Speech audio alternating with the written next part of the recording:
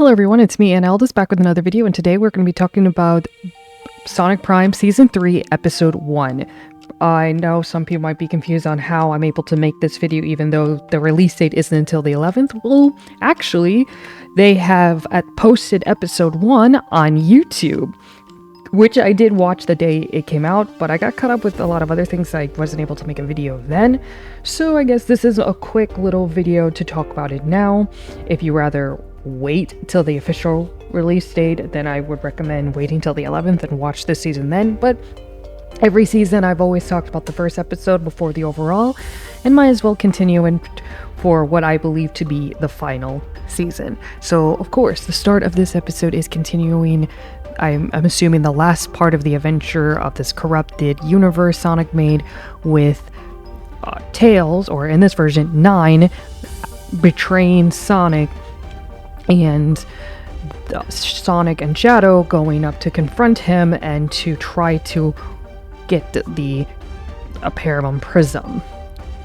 So I want to say, first thing, this is probably my favorite episode of the entire series so far. I don't know why, but everything about it had just seemed to be much more solid than any other episode we have seen a lot. And also basically validated my feelings for this version of Shadow, which is, I think it's one of the best versions of Shadow we have gotten. I love the characteristic. He's definitely serious, but he wasn't a complete hard ass on Sonic. He was very, he wasn't soft, but he also wasn't mean either. He seemed to even a moment where he wanted to come for him, but wasn't sure how.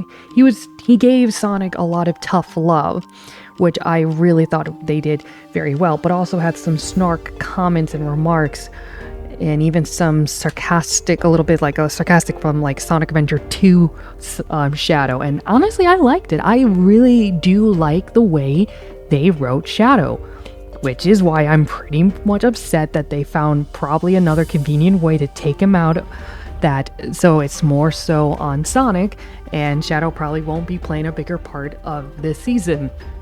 I could be wrong, I hope I am, but I'm not trying to spoil it too much, but they found a way to kind of get him out of the picture, and I'm hoping I'm wrong, but I'm just kind of used to the show doing that. And that's like my biggest thing, is that the show really shows, like, they have some really strong moments, but they always seem to brush over them and take them away just as they're introducing it to you. I do like the setup though. I think this episode has a very strong setup for the rest of the season. I think they presented 9 well. I think they did a really good job with the dynamics between Shadow and Sonic very well. I like how it took itself seriously for the most part, and I will explain more in that in a moment. Like, in this point, this is obviously Sonic's low of the low. His friend, or someone that looks like his best friend, that he had treated like a best friend, and in his mind did everything he could to help, turned out to go against him, and it's now trying to use him, because they're making, once again, some bold choices with 9, as 9 is going to probably be a very just villain at this point, that he has no care for anyone else but himself, and is going to try to destroy Sonic, which I like that approach. I like that there's like a little hope that they're not going to hold back on what 9 is capable of doing and willing to do. And Sonic is at his lowest. He's constantly thinking about how everything is getting worse because of him, how all of this happened because of him.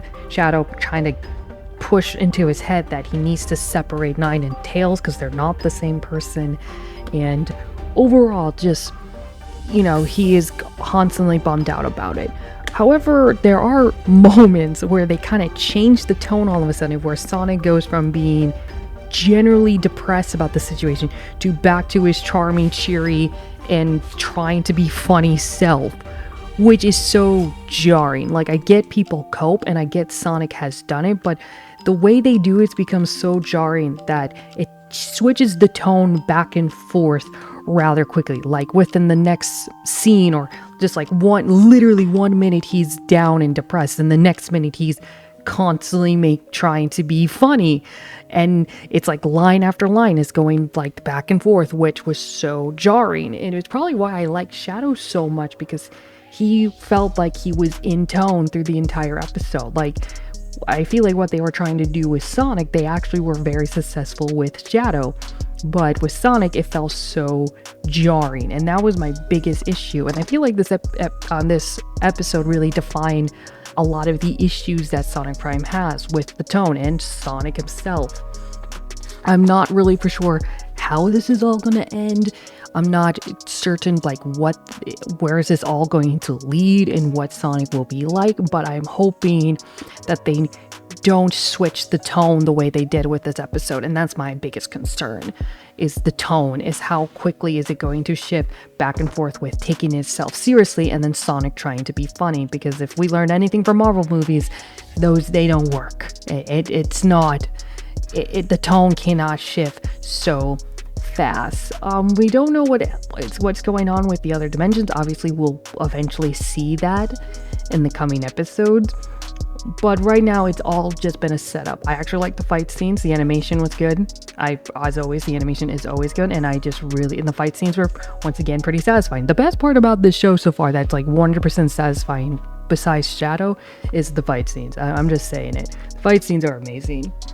But not a lot has happened because this is, I believe, the shortest episode we've gotten so far. It was only like 20 minutes, which was kind of surprising for this introduction, because the first, I think some episodes have actually been longer. I'm pretty sure the first episode of the entire series was like an hour, like 50 minutes. So not too much happened because they definitely took their time with setting everything up, which I actually liked. But because of that, there isn't really too much I can say about it without going too deep into spoilers, and also without making too many speculations of what is actually going to happen next. But the biggest thing about this episode is that it is a really good start, but already introduces problems that I'm pretty sure will carry on through the rest of the season, which is going to be the jarring tone with Sonic himself. I don't want Sonic, at this point, I would rather Sonic be focusing much more on everything that has went wrong, everything with his failures, and trying to actually focus and be serious and fix it. Actually come around circle with his character development, his character arc, but I don't know how well they're going to do it, if they're going to do it at all. And that is definitely going to be the biggest concern.